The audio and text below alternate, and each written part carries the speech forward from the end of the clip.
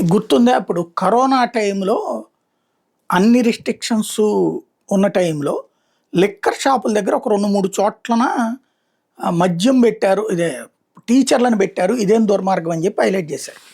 అప్పుడు లేదు, ఎక్కడా లేదు, ఒక చోట ఎక్కడో జరిగింది. ఆ పొరపాటును వెంటనే మేము సరి చేసామని ప్రభుత్వం చెప్పింది. కానీ 5 ఏళ్ళు కూడా అదే పాయింట్ రైజ్ చేసుకొచ్చారు. టీచర్లతో మందు అమ్మిచ్చారు అని. మందు షాప్‌లో కూర్చోలేదు. బట్ ఆ క్యూ లైన్‌లో ఉండకపోతే పర్యవేక్షించే బాధ్యతను టీచర్‌కి అప్పచెప్పడం తప్పే అది. No doubt at all. దాన్ని తప్పుపట్టారు, బావుంది. ఇప్పుడు సచివాలయ సిబ్బందిని తీసుకెళ్ళి శివరాత్రి నిర్వహణ జరుగుతున్న చోట టాయిలెట్ల దగ్గరను చూసే బాధ్యత అప్పచెప్పారట.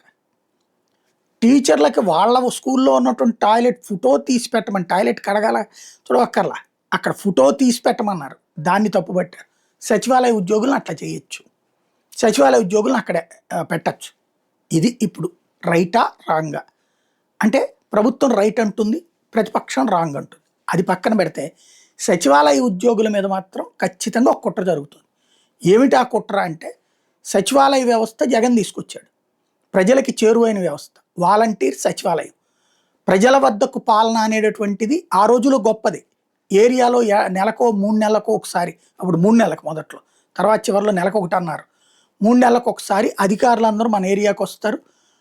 మనం అప్పటికే ప్రభుత్వ కార్యాలయానికి వెళ్ళి పరిష్కారం కాని సమస్యలను అక్కడ ప్రస్తావించవచ్చు. వెంటనే పరిష్కరించే దిశ అన్నారు. వెంటనే పరిష్కరించలేదు వాళ్ళు. కానీ అసలు వచ్చారు మన ఏరియా కన్నా తృప్తి ఉండేది. ప్రజల వద్దకు పాలన అన్నాడు. జగన్ ఇంటి వద్దకే పాలన తీసుకొచ్చాడు. 2000 ఇళ్ళు ఉన్నటువంటి చోటన ఒక సచివాలయం. ఆ సచివాలయానికి అనుబంధంగా వాలంటీర్లు, ప్రతి 40 ఏళ్లకి ఒక వాలంటీర్.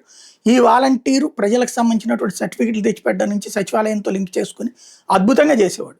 వాలంటీర్లకు 10,000 రూపాయలు జీతం ఇస్తామని మోసం చేసి ఉద్యోగాలు తీయడం ద్వారా ప్రజల వద్దకు వచ్చిన పాలనని, ఇంటికి వచ్చిన పాలనని చెడగొట్టారు. అలాగే సచివాలయ వ్యవస్థ వాళ్ళని తీసుకెళ్ళి సర్వేల పేరుతో ఏడిపించుకుతుంటున్నారు. తద్వారా వాళ్ళు వెళ్తే అసహించుకునే పరిస్థితి. సచివాలయ సిబ్బంది, నేను నిన్న దానికి సంబంధించిన వీడియో పెడితే కింద కామెంట్లో కొంతమంది సచివాలయ సిబ్బంది పెట్టి చూసి వాళ్ళు చెప్తున్న బాధలు చూస్తుంటే అర్థమవుతుంది. ఏం చేస్తున్నారు వాళ్ళతో. ఇళ్ళ దగ్గరికి వెళ్ళమంటున్నారు. ఇళ్ళ దగ్గరికి వెళ్తే ఈ సర్వేతో నాకేం సంబంధం లేదయ్యా అంటే, లేదు నువ్వు చెప్పాల్సింది. ఇంకోటి ఆ క్వశ్చన్లు 2, 3 క్వశ్చన్లకు ఒకసారి అది దాంట్లో ఫీడ్ చేస్తే ఓటీపీ రావాలట. ఆ ఓటీపీ నమోదు చేయాలట. ఇట్లాగా సర్వే పక్కాగా చేస్తున్నామని చెప్తున్నారు.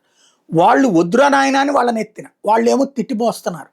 నువ్వు ప్రభుత్వ పథకాలు మాకేం తెచ్చివ్వడం మానేసి సచివాలయ సిబ్బంది మమ్మల్ని ఆ పని ఈ పని అడుగుతూ మాకెందుకు ఈ సర్వేల పెంట అని వాళ్ళు అడుగుతున్నారు. దీంతో వాళ్ళు తప్పుడు సర్వేలే ఇస్తారు. అప్పుడు వాళ్ళని బతిన్లాడుకుని, ఇంకో పక్కన ఆ హెరాస్మెంట్తో సూసైడ్లు చేసుకునే వాళ్ళు, లేకపోతే గుండాకి చచ్చిపోతున్నటువంటి వాళ్ళు.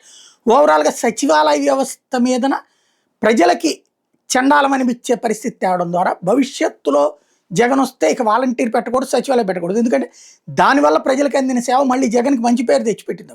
కాబట్టి కార్యకర్తల కోపం వచ్చి ఓడగొట్టాడు. కాబట్టి మళ్ళీ భవిష్యత్తులో అది వస్తే కనుక జగన్ మంచి పేరు వస్తుంది. చెడగొట్టడానికే జరుగుతున్న కుట్ర కనబడుతుంది.